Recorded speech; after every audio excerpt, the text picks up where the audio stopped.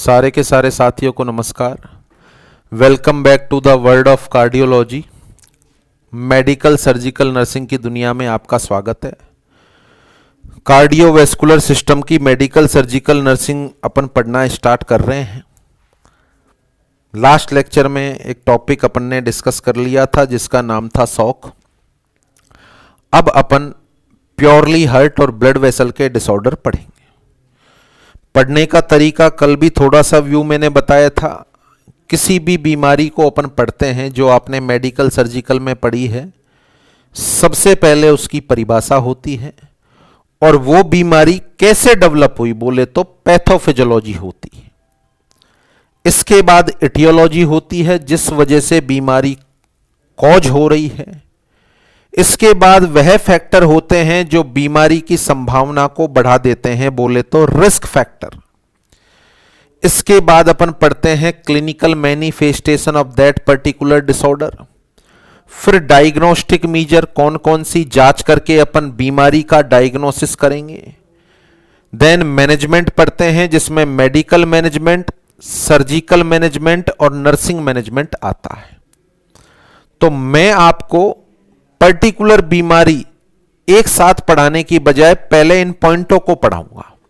सारे इन्वेस्टिगेशन एक साथ, सारे क्लिनिकल मैनिफेस्टेशन एक साथ, सारे मैनेजमेंट एक साथ, सारी दवाइयां एक साथ। तो इनको पढ़ाने के बाद फिर अपन डिसऑर्डर को पढ़ेंगे। तो सबसे पहला पॉइंट अभी अपन डील करने वाले हैं। जो जो मेजर डिसऑर्डर पढ़ेंगे उनकी डेफिनेशन और उनकी पैथोफिजियोलॉजी। डेफिनेशन और उनकी पैथोफिजियोलॉजी। तो स्टार्ट करते हैं अपन कार्डियोवैस्कुलर डिसऑर्डर में। सर्वप्रथम definitions and pathophysiology.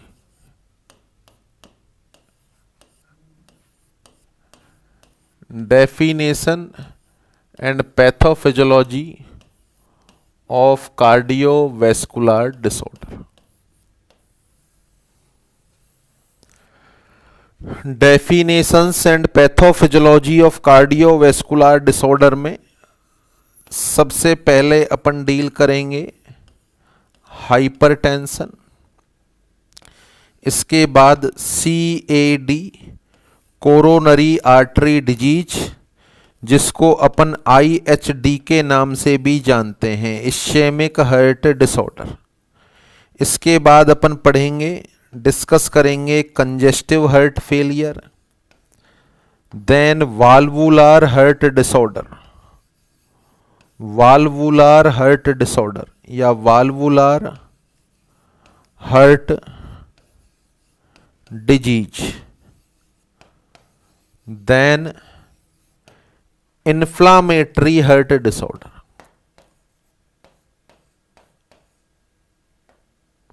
Inflammatory heart disorder. देखें, ये डिसऑर्डर हैं जिनके परिभाषा और पैथोफिजियोलॉजी अपन डिस्कस करने वाले हैं। फिर इन्हीं सारी बीमारियों की एटियोलॉजी में पढ़ाऊंगा। देन रिस्क फैक्टर पढ़ेंगे। देन क्लिनिकल फीचर, डायग्नोसिस और मैनेजमेंट तक का पोर्शन पढ़ेंगे। तो सबसे पहले इनकी परिभाषा और पैथोफिजियोलॉजी के बारे में बात हो जाए तो पहली बीमारी डिस्कस करें अपन। उस बीमारी का नाम है hypertension. The disorder number 1, that is the hypertension. सबसे पहले इस बीमारी का मतलब और इस बीमारी की परिभाषा। आपसे पूछूं तो आपका आंसर मुझे आभास हो रहा है कि सर इंसान का बीपी बढ़ जाना हाइपरटेंशन कहलाता है। मेरा फिर से रिवर्ट क्वेश्चन है, कितना बढ़ जाना भैया? फिर आपका आंसर है कि सर 140/90 से ज्यादा हो जाना। सही है, बिल्कुल सही है, 100% सही है। अच्छा, आपके घर का कोई मेंबर जिसका आज आप बीपी चेक करें और वो 144/92 आए, तो क्या आप उसको एक स्लिप पर हाइपरटेंशन डायग्नोस करके लिख सकते हैं? नहीं।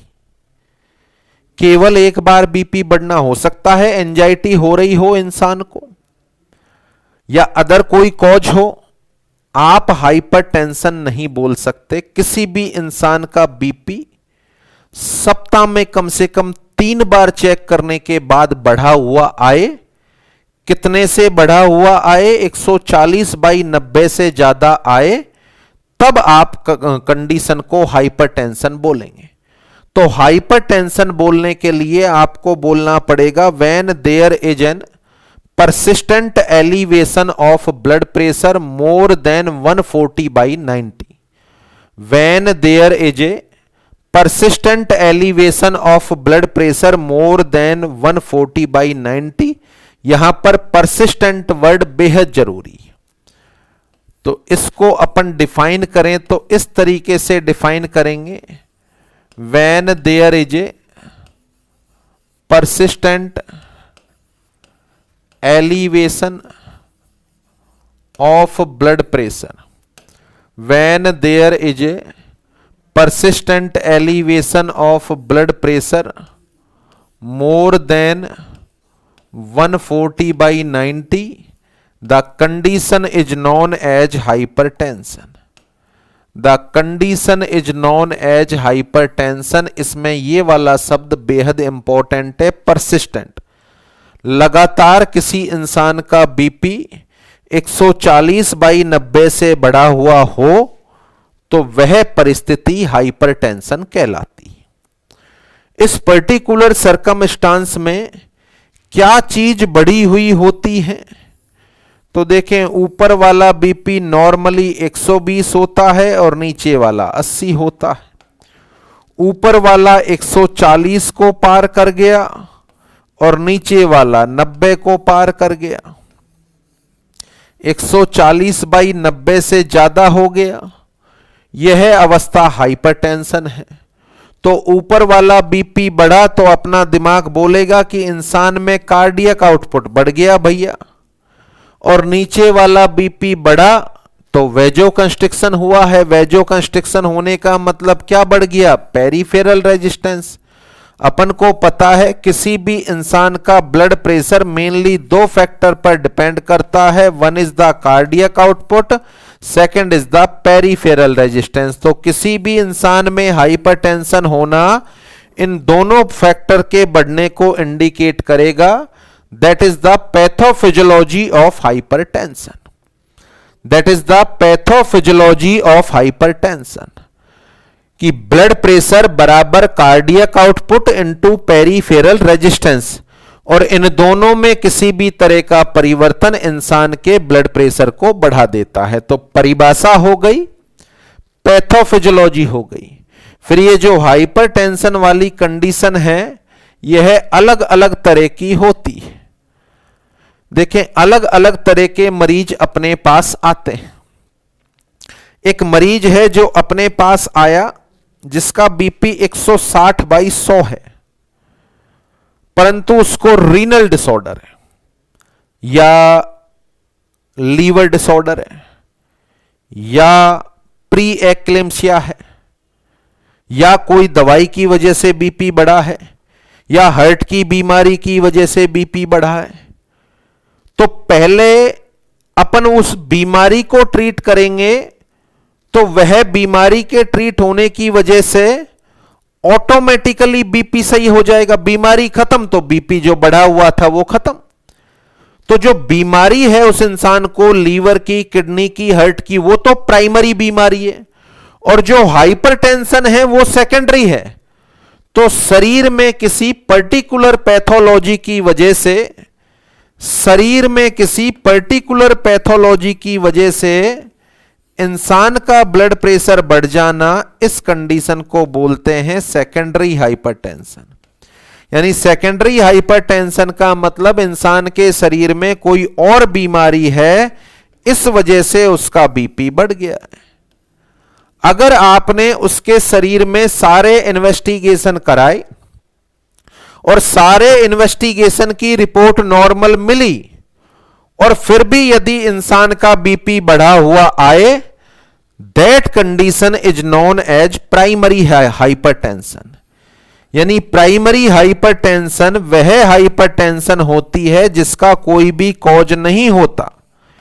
प्राइमरी हाइपरटेंशन वह हाइपरटेंशन होती है जिसका कोई भी कॉज नहीं होता। So that's why it is also known as idiopathic hypertension और इसेंशियल हाइपरटेंशन। यानी प्राइमरी हाइपरटेंशन को आप इडियोपैथिक और इसेंशियल हाइपरटेंशन भी कह सकते हैं। शरीर में किसी बीमारी की वजह से इंसान का बीपी बढ़ना सेकेंडरी हाइपरटेंशन, और बिना किसी बीमारी के ब्लड प्रेशर का राइज होना प्राइमरी हाइपरटेंशन होगा। यदि किसी इंसान में ब्लड प्रेशर आता है ये 168/84, क्या यह हाइपरटेंशन है? या फिर किसी इंसान का ब्लड प्रेशर आता है 120/94, क्या यह हाइपरटेंशन है? तो देखें, बहुत सारे साथी का आंसर तो जा रहा है कि सर नहीं, दोनों बढ़ने चाहिए। नहीं, एक भी बढ़ेगा तो भी हाइपरटेंशन है। बस कैटेगराइज कर देंगे। ये जो मरीज अपने पास है इसको तो बोलेंगे सिस्टोलिक हाइपरटेंशन, इसको तो बोलेंगे सिस्टोलिक हाइपरटेंशन। अगर मरीज का केवल सिस्टोलिक बीपी बढ़ा हुआ है तो that is the systolic hypertension, और यदि केवल डायस्टोलिक बीपी बढ़ा हुआ है तो, यदि केवल डायस्टोलिक बीपी बढ़ा हुआ है तो कंडीशन को बोलेंगे डायस्टोलिक हाइपरटेंशन।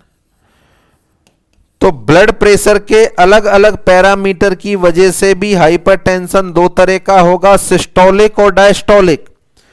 केवल सिस्टोलिक का बढ़ना सिस्टोलिक हाइपरटेंशन कहलाएगा, केवल डायस्टोलिक का बढ़ना डायस्टोलिक हाइपरटेंशन कहलाएगा। अच्छा, इंसान का नॉर्मल बीपी है 120/80 और 140/90 हाइपरटेंशन इससे ज्यादा। अगर इंसान का बीपी हो 128/88, देन व्हाट इज दिस? 128/88 आए तो क्या बोलोगे? देखो, नॉर्मल तो नहीं है, नॉर्मल तो 120/80 है। अच्छा, हाइपरटेंशन भी नहीं है क्योंकि 140/90 से ज्यादा भी नहीं। तो हाइपरटेंशन से जस्ट पहले की अवस्था है। भैया अब भी कंट्रोल कर ले, ऐसा ही चलता रहा तो तेरे को बीपी की समस्या हो जाएगी। The condition is known as pre hypertension. The condition is known as pre hypertension. तो प्री हाइपरटेंशन का मतलब होगा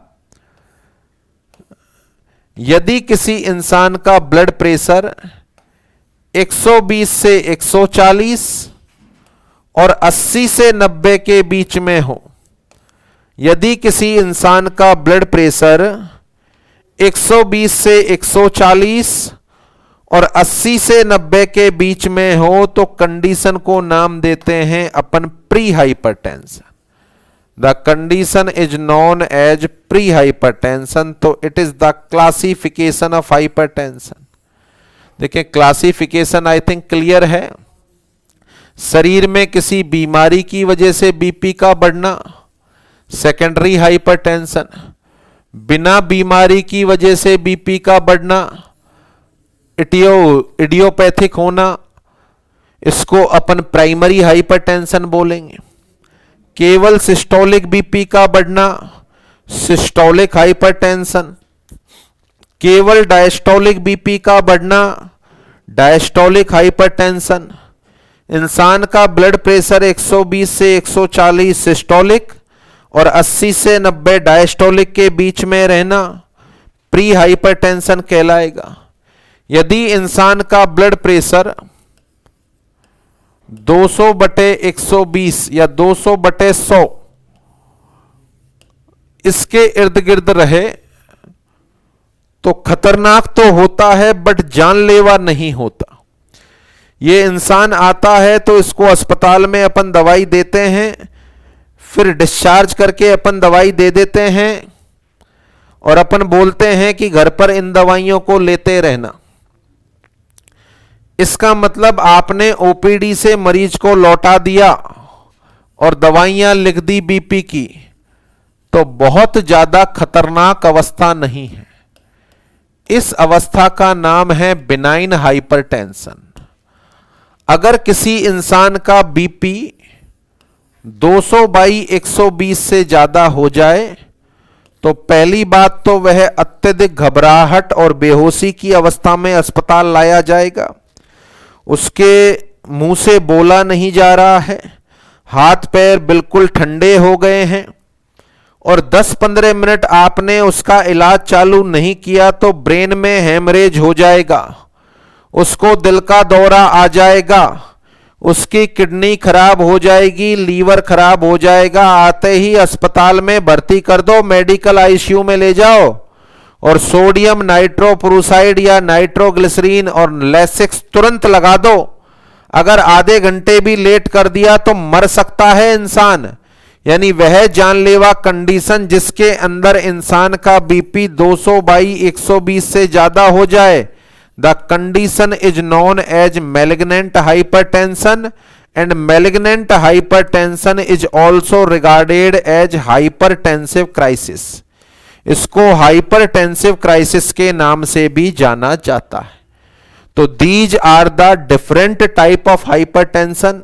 एक और होता है व्हाइट कोट हाइपरटेंशन, कि घर पे इंसान बीपी चेक कर रहा है, नॉर्मल मिल रहा है, जैसे ही व्हाइट कोट वाले के पास आएगा, बीपी चेक कराएगा तो बीपी बढ़ा हुआ मिलेगा।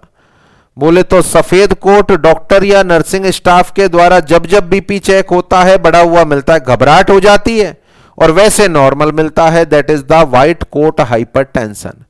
तो it is the basics of hypertension. तो आगे आने वाले टाइम में मैं आपको परिभाषा पढ़ाऊं हाइपरटेंशन की, तो आप आंसर देंगे कि सर यदि किसी इंसान का बीपी लगातार बढ़ा हुआ रहे तो अवस्था को हाइपरटेंशन बोलेंगे। पैथोफिजियोलॉजी ऑफ हाइपरटेंशन में the blood pressure of any person depend upon 2 factor mainly the name is cardiac output and peripheral resistance.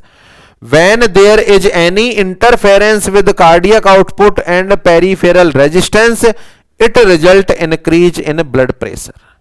तो परिभाषा हो गई, when there is persistent elevation of blood pressure is known as hypertension. Pathophysiology हो गई, BP बराबर cardiac output into peripheral resistance. इन factor के साथ किसी भी तरह का इंटरफेरेंस क्या पैदा करेगा? हाइपरटेंशन। Is that clear? तो ये हाइपरटेंशन हो गया।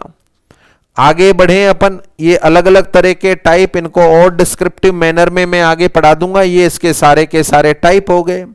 Now come on to the next disorder, जिसका नाम है CAD। CAD, it is also known as IHD। इसको IHD के नाम से भी जाना जाता है। CAD बोले तो यह बीमारी कोरोनरी आर्टरी से संबंधित है। So that's why it is the coronary artery disease. सभी को पता है coronary artery is the artery which supply the oxygenated blood to the myocardium of heart. चूंकि कोरोनरी आर्टरी में किसी भी तरह की रुकावट या ब्लॉकेज आने पर या बीमारी होने पर हार्ट की मायोकार्डियम में इश्केमिया होगा। हार्ट की मायोकार्डियम में इश्केमिया होगा। So that's why they are also known as ischaemic heart disease. They are also known as ischaemic heart disease. इसलिए इसको इश्केमिक हार्ट डिजीज के नाम से भी जाना जाता है। तो कोरोनरी आर्टरी डिजीज या इश्केमिक हार्ट डिजीज, जो कि एक ही बात है, इनमें कौन कौन सी बीमारियां शामिल होती हैं? तो देखें, इसमें शामिल होने वाली बीमारियां हैं कोरोनरी आर्टरी की अंदर वाली दीवार पर कोलेस्ट्रॉल का जमा होना, इस पर्टिकुलर कंडीशन को बोलते हैं coronary atherosclerosis. Coronary atherosclerosis, deposition of cholesterol upon the inner layer of coronary artery. इसके अलावा हार्ट की मायोकार्डियम में इश्केमिया की वजह से बार बार चेस्ट पेन के एपिसोड आना, the condition is known as angina pectoris. The condition is known as angina pectoris. Heart की कोरोनरी आर्टरी के पूरी तरीके से ब्लॉक होने की वजह से मायोकार्डियम की सेल में नेक्रोसिस हो जाना और इस नेक्रोसिस का बहुत ज्यादा एरिया में फैल जाना, the condition is known as myocardial infarction. देखें, अभी मैं आपको समझाऊंगा जब सिद्ध हो जाएगा कि ये तीनों बीमारियां कोरोनरी आर्टरी में गड़बड़ी की वजह से हो रही हैं। तीनों बीमारियां कोरोनरी आर्टरी में गड़बड़ी की वजह से हो रही हैं और तीनों ही बीमारियों में हार्ट की मायोकार्डियम में इश्केमिया हो रहा है। तीनों ही बीमारियों में हार्ट की मायोकार्डियम में इश्केमिया हो रहा है। तो स्टार्ट करें अपन सीएडी में पहली बीमारी, जिसका नाम है coronary atherosclerosis. CAD, first CAD, coronary atherosclerosis.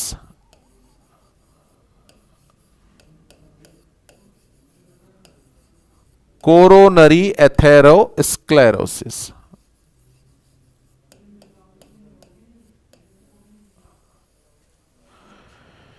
देखें क्या मतलब है इसका। जैसा कि आप सबको पता है कि coronary artery is the artery which supply the oxygenated blood to the myocardium of heart. दो ब्रांचें होती हैं, आगे चलकर बहुत सारी छोटी छोटी ब्रांचों में बढ़ जाती है। ये कोरोनरी आर्टरी है जो हार्ट को ऑक्सीजनेटेड ब्लड सप्लाई करने के लिए रेस्पॉन्सिबल है। इस आर्टरी की सबसे अंदर वाली दीवार पर कोलेस्ट्रॉल का जमाव हो गया। ये जमाव हो गया, ये जमाव हो गया, ये जमाव हो गया। इस पर्टिकुलर सरकमस्टांस में ये वाली आर्टरी 60% ब्लॉक है, ये वाली 40% ब्लॉक है, ये वाली 30% ब्लॉक है। वह पर्सन जो ओबेस होते हैं या जिनकी बॉडी में कोलेस्ट्रॉल का लेवल हाई होता है, वह पर्सन जो ओबेस होते हैं या जिनकी बॉडी में कोलेस्ट्रॉल का लेवल हाई होता है, एक पर्टिकुलर एज, आज के सिनेरियो में बात करें तो आफ्टर 50 ईयर, कोरोनरी आर्टरी की अंदर वाली दीवार पर कोलेस्ट्रॉल का जमाव हो जाता है। इस पर्टिकुलर अवस्था को कोरोनरी एथेरोस्क्लेरोसिस कहा जाता है। तो इसको अपन डिफाइन करेंगे। इसकी परिभाषा होगी deposition of cholesterol, deposition of cholesterol upon the inner layer of coronary artery. Deposition of cholesterol upon the inner layer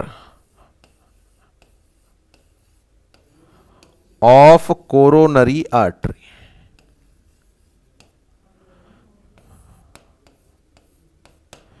coronary artery की अंदर वाली दीवार पर कोलेस्ट्रॉल का जमाव होना कोरोनरी एथेरोस्क्लेरोसिस कहलाता है।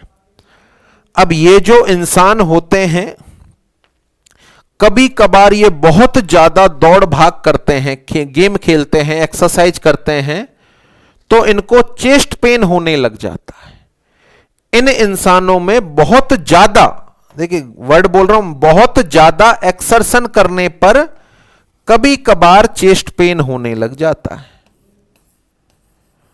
और कभी कभार तो ऐसा होता है बिना भागदौड़ किए ही घर में बैठकर पेपर पढ़ रहे हैं तो भी चेस्ट पेन होने लग गया, और वो चेस्ट पेन 2-4 मिनट हुआ फिर बंद हो गया। अब क्यों चेस्ट पेन हुआ? तो बहुत ज्यादा भाग दौड़ करने पर इनके हार्ट ने ज्यादा काम किया, पर उस ज्यादा काम करने की वजह से जो ब्लड सप्लाई बढ़नी चाहिए थी वो उतनी ज्यादा नहीं बढ़ी, क्योंकि आर्टरी में कुछ न कुछ ब्लॉकेज है। आर्टरी में कुछ न कुछ ब्लॉकेज है, तो हार्ट की डिमांड की पूर्ति नहीं हुई, इसलिए इनको सीने में दर्द हुआ। फिर एक दिन ये घर में बैठे हुए थे, अचानक से सीने में दर्द हुआ, 5 मिनट बाद गायब हो गया। तो शायद ये कोलेस्ट्रॉल थोड़ा बहुत टूटा होगा, ये कोलेस्ट्रॉल थोड़ा बहुत टूटा होगा, और टूटने के बाद आगे गया, ब्लॉक किया, फिर घुल गया, तो इसके ब्लॉक की वजह से पेन हुआ 5 मिनट, कभी भी टूट सकता है।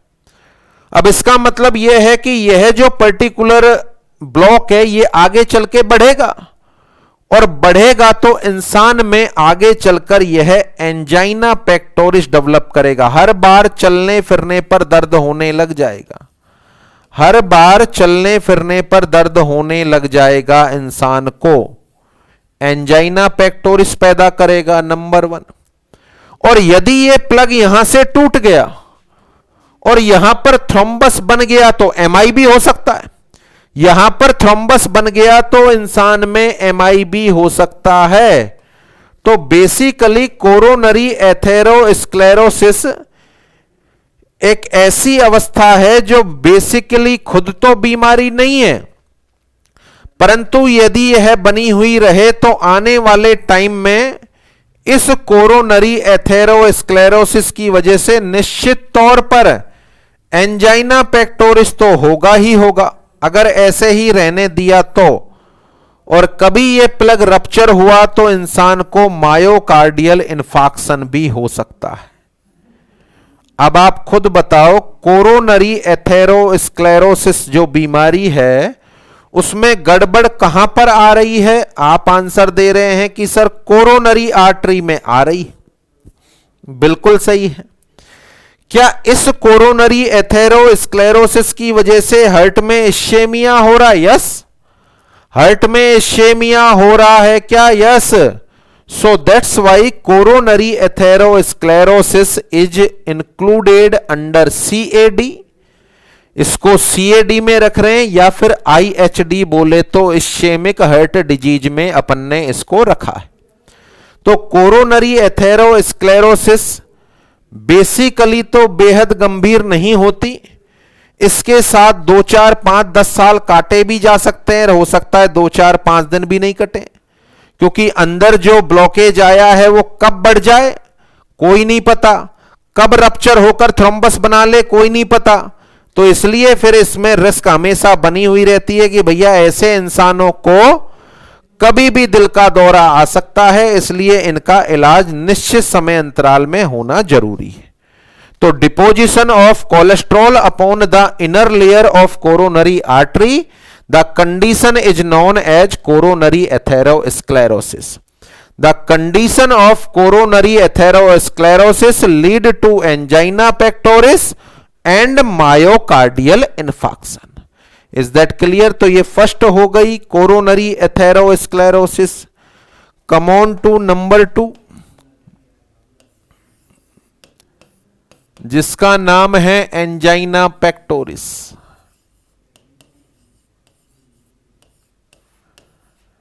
एंजाइना पेक्टोरिस देखो सभी जानते हैं, एंजाइना बोले तो पेन, पेक्टोरिस बोले तो चेस्ट पेन। तो it is define as chest pain. इसकी परिभाषा में बोलूं सिंपली तो मैं बोल सकता हूं it is define as chest pain. It is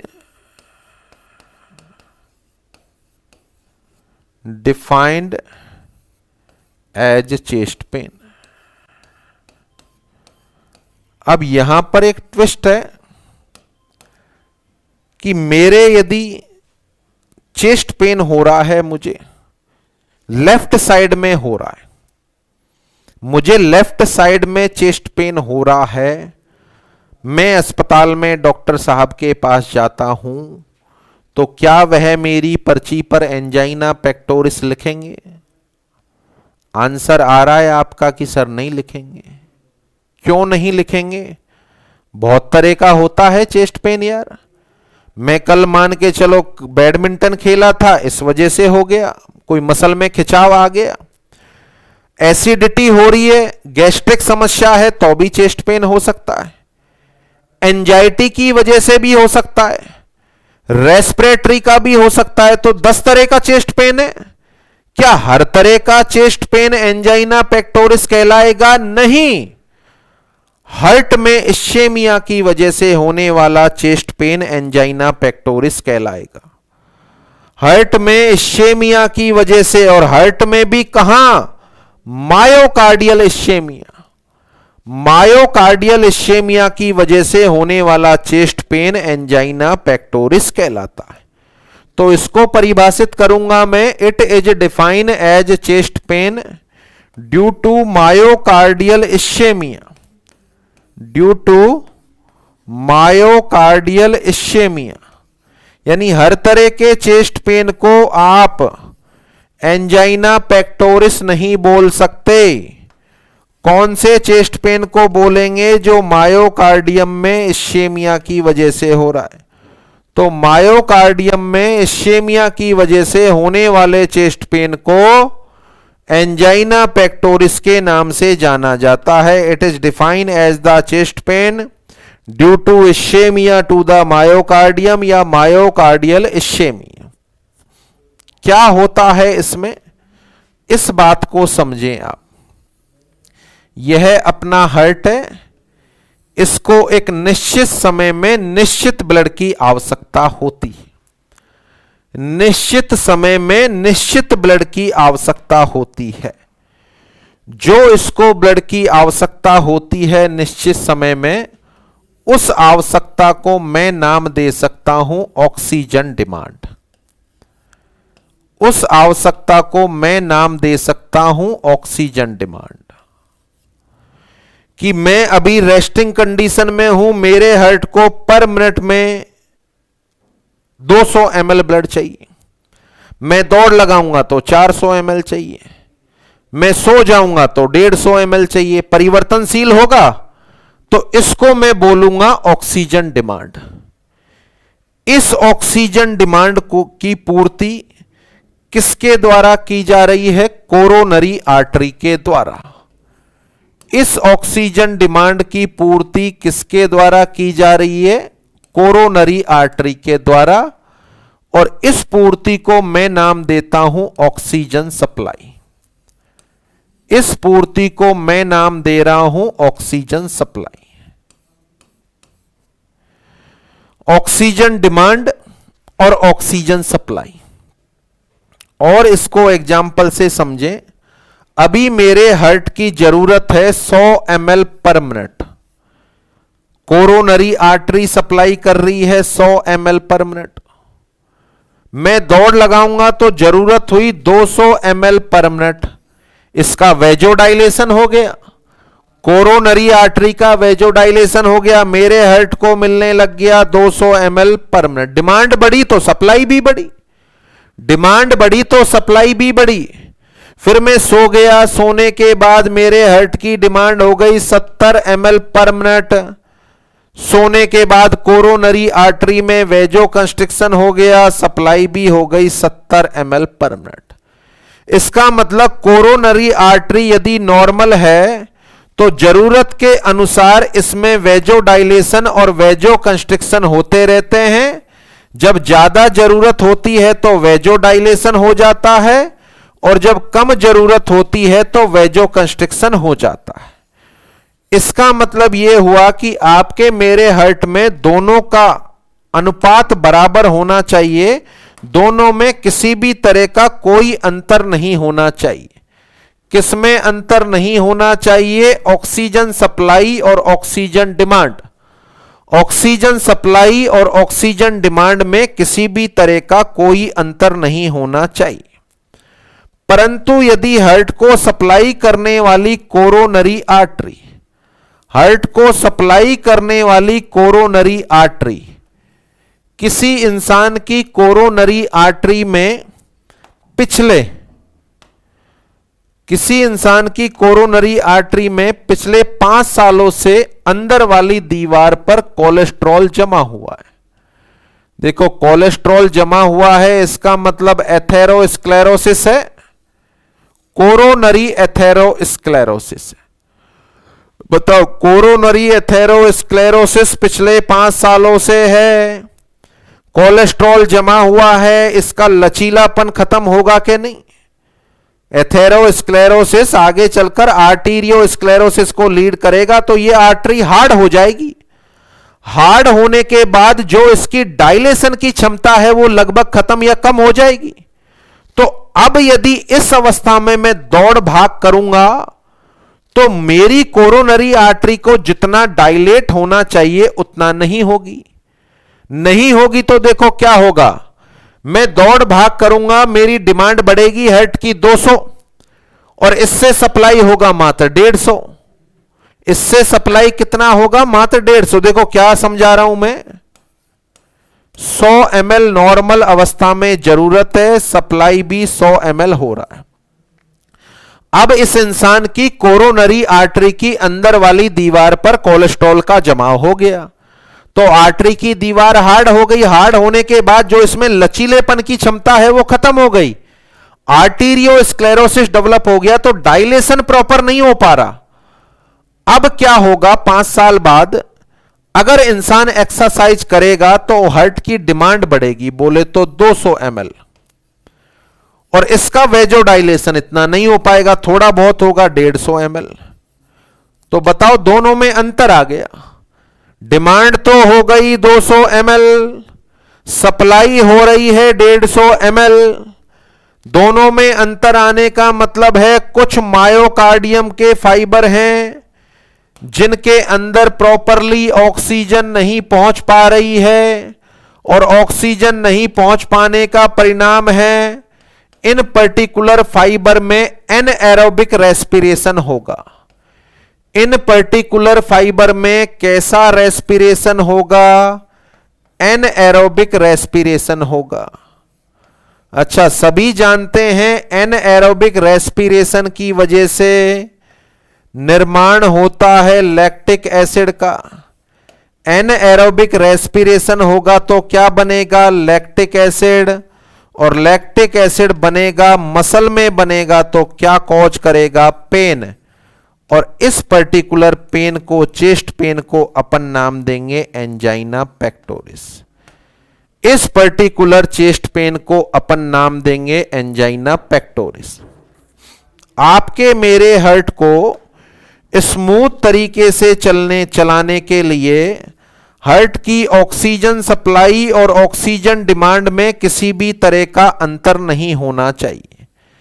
यदि किसी कारणवश ऑक्सीजन सप्लाई और ऑक्सीजन डिमांड में किसी तरह का अंतर होगा तो हार्ट के कुछ मायोकार्डियल फाइबर को मिलने वाली ऑक्सीजन सप्लाई कम हो जाएगी, जिसकी वजह से हार्ट के मायोकार्डियम की कुछ फाइबर्स में एनएरोबिक रेस्पिरेशन होगा, जिसकी वजह से लैक्टिक एसिड का निर्माण होगा जो पेन कॉज करेगा, और इस पर्टिकुलर चेस्ट पेन को बोलते हैं एंजाइना पेक्टोरिस।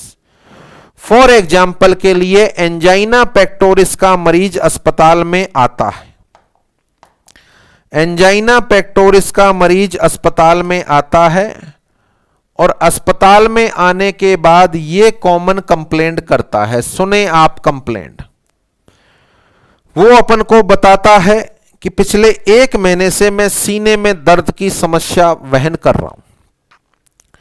मैं ऑफिस से आता हूं, गाड़ी से उतरता हूं, फिर मैं सीढ़ियां चढ़ता हूं, 4थे फ्लोर पर मेरा घर है, तो मुझे सीने में दर्द होता है, स्टर्नम के नीचे से चालू होता है, स्क्वीजिंग और स्टेबिंग नेचर का होता है, और ये बढ़ता बढ़ता रेडिएट होकर लेफ्ट कंधे तक जाता है, फिर गर्दन में जाता है, फिर जौ तक आता है। फिर मैं जब ऊपर पहुंच जाता हूं तो एकदम बैठ जाता हूं, 5-7 मिनट आराम करता हूं, तब जाके दर्द गायब होता है। फिर अभी 10 दिन पहले से मैं पहले डेली घूमने जाता था, कोई दिक्कत नहीं, अब मैं घूमने जाता हूं, थोड़ा सा तेज चलूं तो मुझे दर्द होने लग जाता है, इसी तरह का।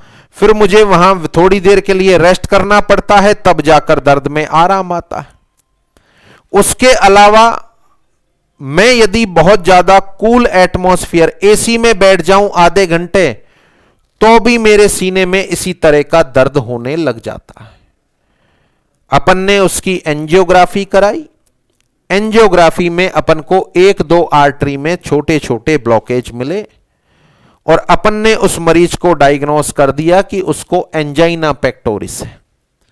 मरीज अपन से इस बात को कह रहा है, सीढ़ियां चढ़ते हुए उसको सीने में दर्द होता है, एक्सरसन कर रहा है, पार्क में घूमते हुए उसको सीने में दर्द होता है, एक्सरसन कर रहा है।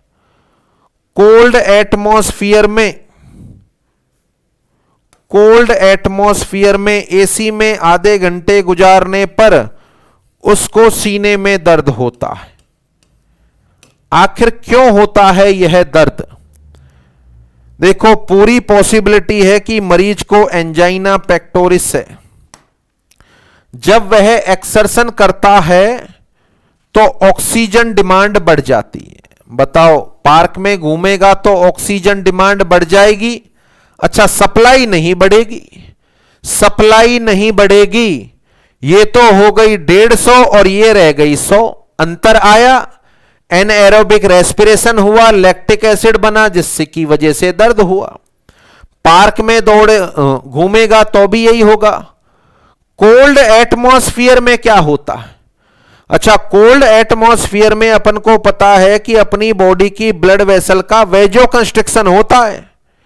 इसका मतलब कोल्ड एटमॉस्फेयर में कोरोनरी आर्टरी का स्पाज्म होता है। कोरोनरी आर्टरी का स्पाज्म होता है। तो देखो, नॉर्मली इंसान के हार्ट की जो डिमांड है वो तो है 100, सप्लाई भी है 100।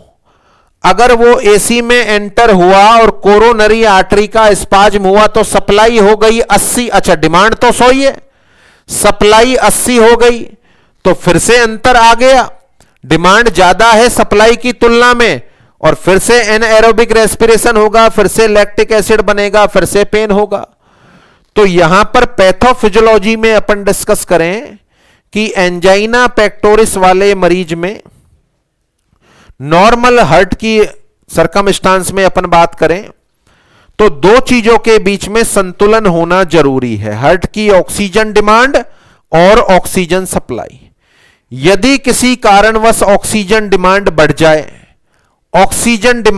जाए या किसी कारणवश ऑक्सीजन सप्लाई कम हो जाए कोरोनरी आर्टरी के द्वारा, दोनों ही अवस्थाओं में हार्ट के कुछ मायोकार्डियल फाइबर्स को प्रॉपर मात्रा में ऑक्सीजन नहीं मिलेगी, जिसके परिणाम स्वरूप उन फाइबर में एनएरोबिक रेस्पिरेशन स्टार्ट हो जाएगा, जिसका परिणाम होगा उन मसल में लैक्टिक एसिड का प्रोडक्शन, और यह लैक्टिक एसिड पेन कॉज करेगा। इसी पर्टिकुलर पेन को अपन एंजाइना पेक्टोरिस के नाम से जानेंगे।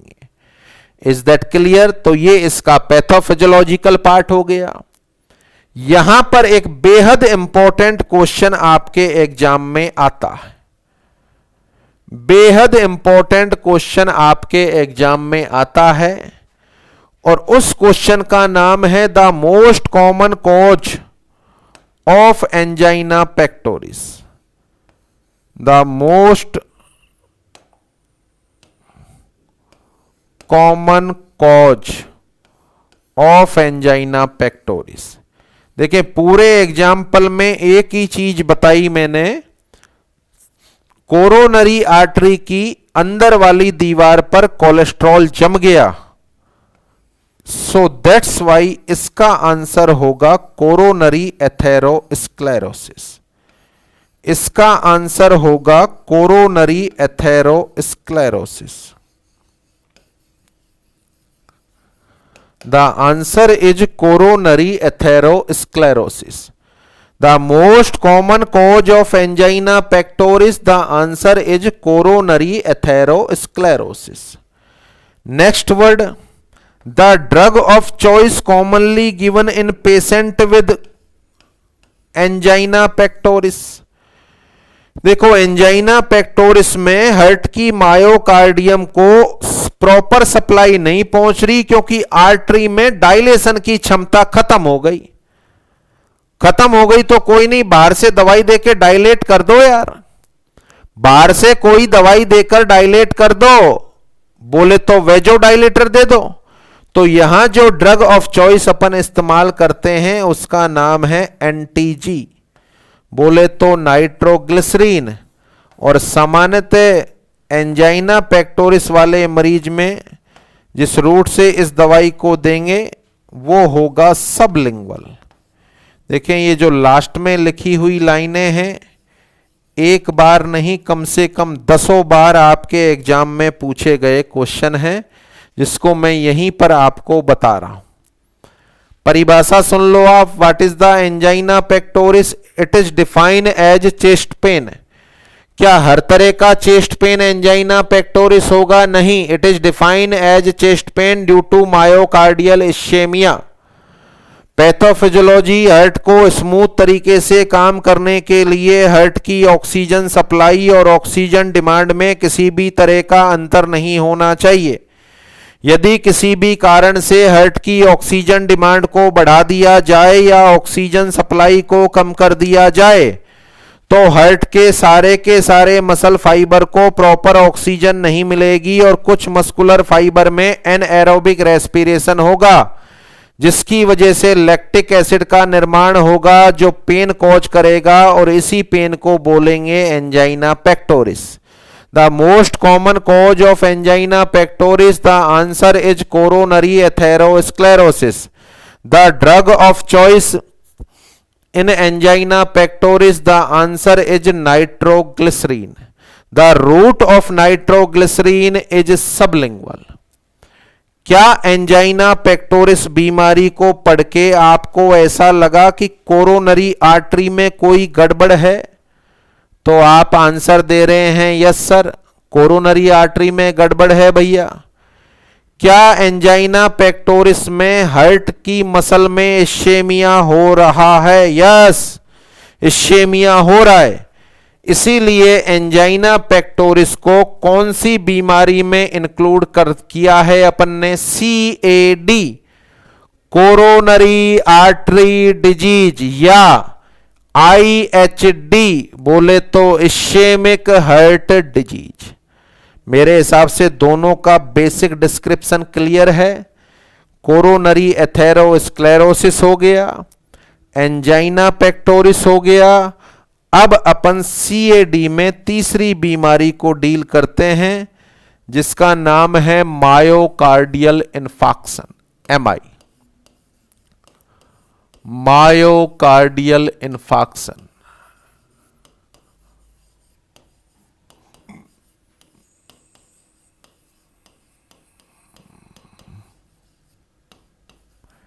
It is also known as heart attack. The myocardial infarction is also known as heart attack. इसी को हार्ट अटैक के नाम से जाना जाता है। It is also known as coronary occlusion.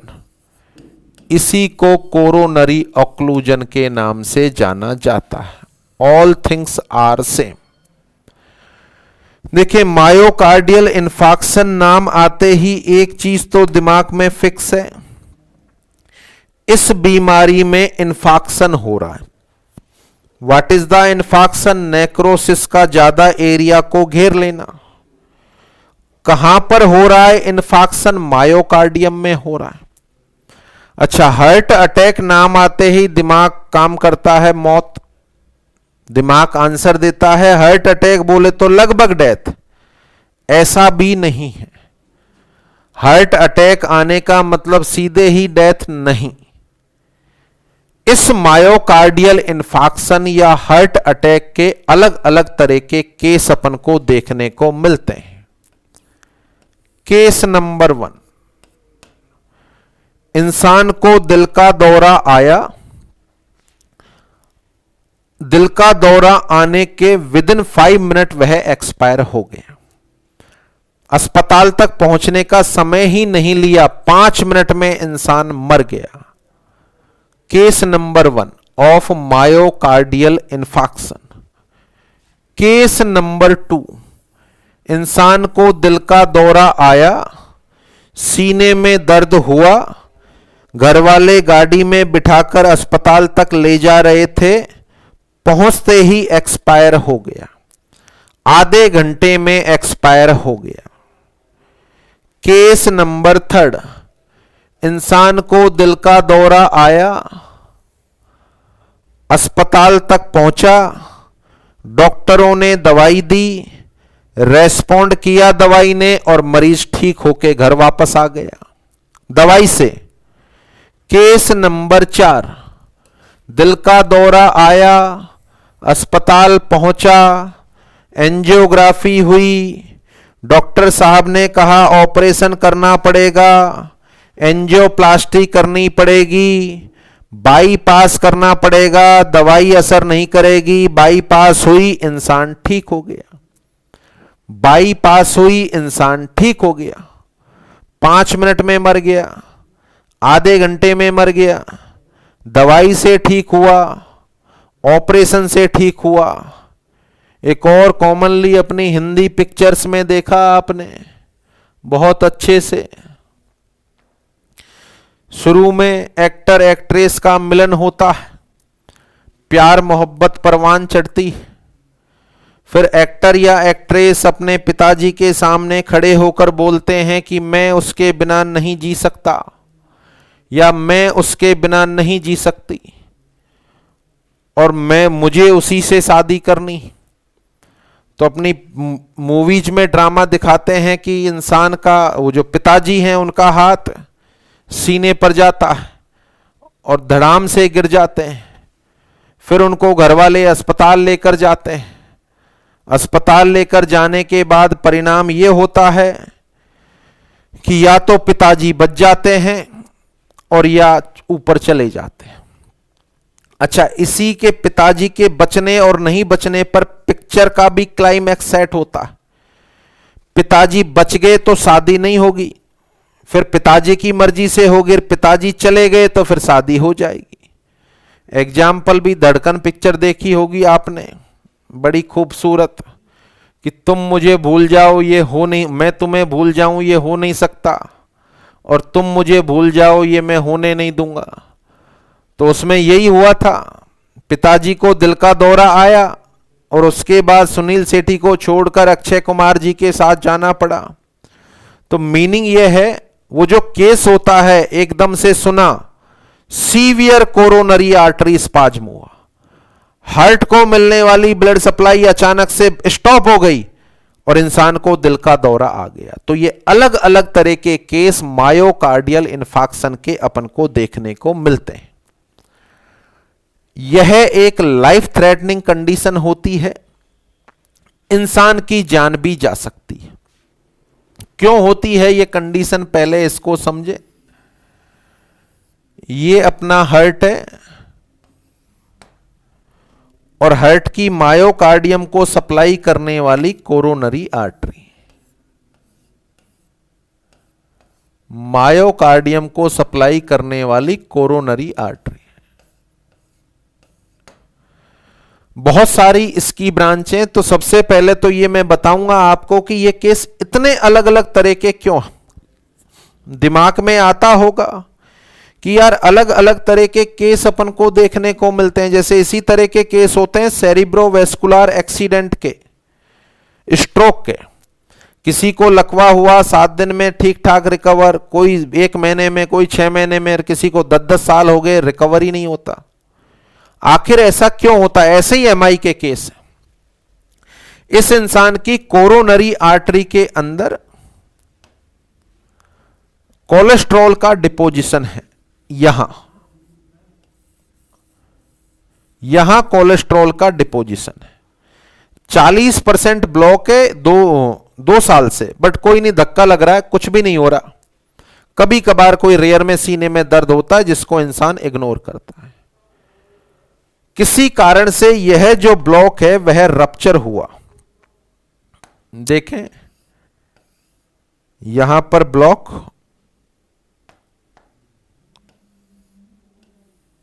ये ब्लॉक, और यह ब्लॉक रप्चर हुआ, ये रप्चर हुआ। देखें रप्चर होने का परिणाम क्या हुआ, रफ एज बने। रप्चर होने से रफ एज का निर्माण हुआ। रफ एज, यहां ब्लड का फ्लो हो रहा है, ब्लड के अंदर है प्लेटलेट, वो एडियर होना स्टार्ट हुई, उन्होंने फॉस्फोलिपिड सीक्रेट किए, क्लॉटिंग फैक्टर एक्टिवेट हो गए। क्लॉटिंग फैक्टर एक्टिवेट होने के बाद फिब्रिनोजन फिब्रिन में कन्वर्ट हो गया, और यहां पर इस तरीके से पूर्णतः रुकावट आ गई। तो ये जो ब्लड वेसल के अंदर निर्माण हुआ और ब्लड वेसल पूरी तरीके से अवरुद्ध हो गई, बिना किसी इंजरी के ब्लड वेसल में क्लॉटिंग हो गई, इसको अपन नाम देंगे थ्रोम्बस। क्या नाम देंगे, थ्रोम्बस। चूंकि यह कोरोनरी आर्टरी में बना है, so that's why it is the coronary artery thrombus.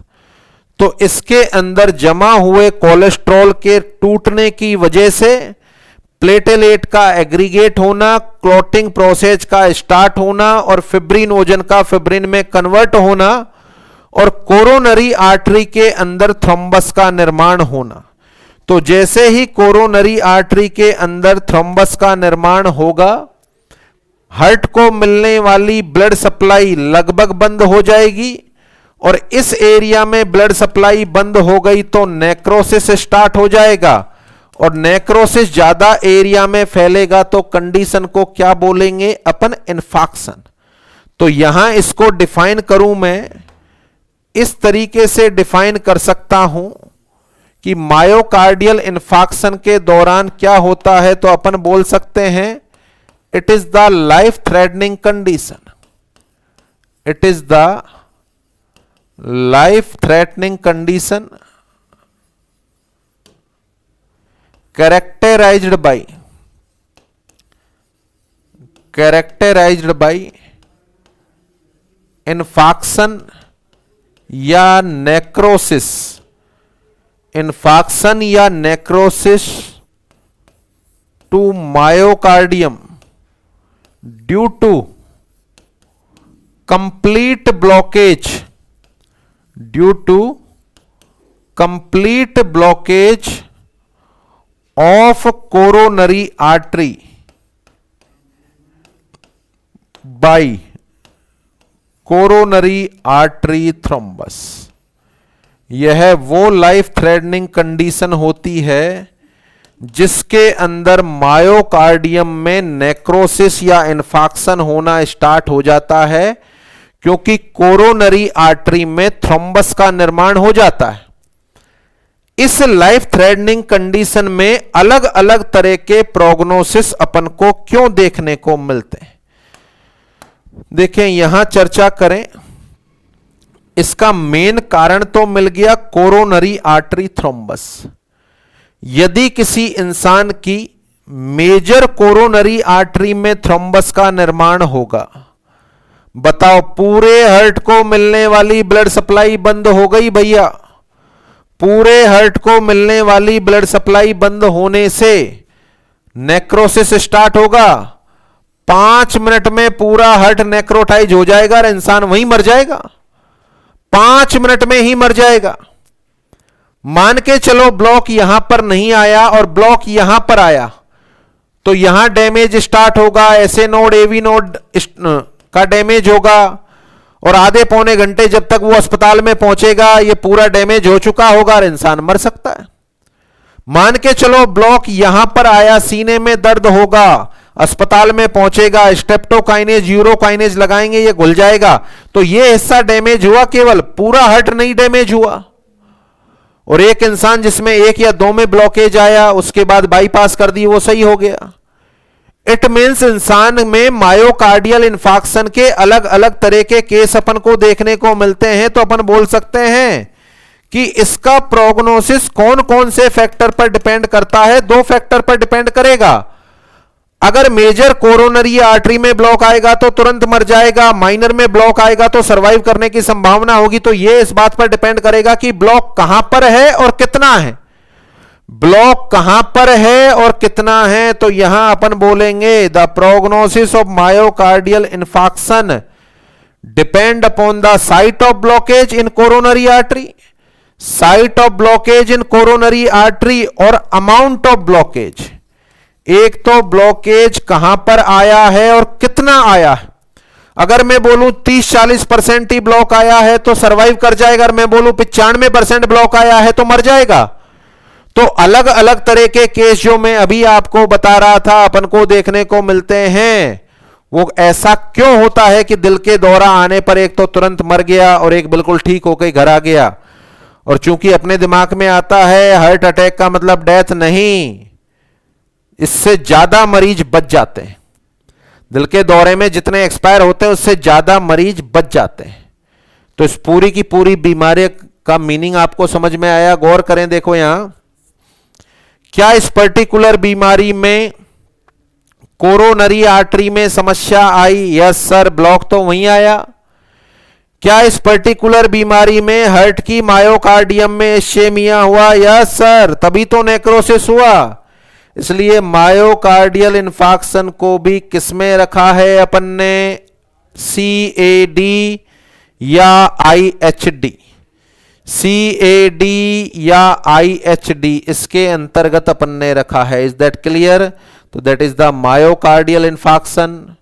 Myocardial infarction की परिभाषा देखें। It is a life threatening condition characterised by infarction or necrosis to the myocardium due to the complete blockage of coronary artery by coronary artery thrombus।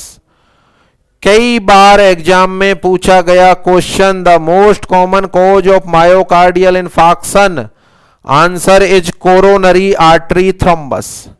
The most common cause of myocardial infarction, the answer is coronary artery thrombus. The prognosis of myocardial infarction depend upon the following factor: the site of blockage inside the coronary artery and the amount of blockage inside the coronary artery। Is that clear? तो ये CAD के बारे में basic description हो गया। Medical surgical nursing अपन ने start की है। इन बीमारियों की परिभाषा और पैथोफिजियोलॉजी में पढ़ा रहा हूं। हाइपरटेंशन, CAD और IHD ये मैंने पढ़ा दी। CHF valvular heart disorder, IHD बाकी है। सबसे पहले हाइपरटेंशन का मतलब क्या होता है? Persistent elevation of blood pressure more than 140/90। BP दो फैक्टर पर डिपेंड है, कार्डियक आउटपुट और पेरिफेरल रेजिस्टेंस। CAD में 3 बीमारियां आती हैं। पहली का नाम कोरोनरी एथेरोस्क्लेरोसिस, अंदर वाली दीवार पर कोलेस्ट्रॉल का जमा होना। ऑक्सीजन डिमांड और ऑक्सीजन सप्लाई में अंतर आने की वजह से हार्ट के मायोकार्डियम में एनएरोबिक रेस्पिरेशन होना, जिससे लैक्टिक एसिड बनना, जिससे दर्द होना, एंजाइना पेक्टोरिस कहलाएगा। इसमें 3 क्वेश्चन हो गए। Most common cause coronary atherosclerosis, drug of choice nitroglycerine, route of nitroglycerine sublingual. Myocardial infarction, the most common cause of MI, the answer is coronary artery thrombus. तो ये हाइपरटेंशन और CAD का basic description हो गया। But time has over, अभी बाकी पढ़ना possible नहीं, तो जिनको उनको अपन नेक्स्ट लेक्चर में पढ़ेंगे। अभी केवल अपन पढ़ रहे हैं परिभाषा और पैथोफिजियोलॉजी, बोले डेफिनेशन और पैथोफिजियोलॉजी ऑफ कार्डियोवैस्कुलर डिसऑर्डर, जिसमें हाइपरटेंशन और CAD का बेसिक डिस्क्रिप्शन मैंने आपको बता दिया। बचे हुए पार्टों को अपन नेक्स्ट क्लास में डील करेंगे। तो टाइम हैज ओवर, आज के अभी के लिए इतना ही। आप साथियों का बहुत बहुत धन्यवाद। Thanks to all.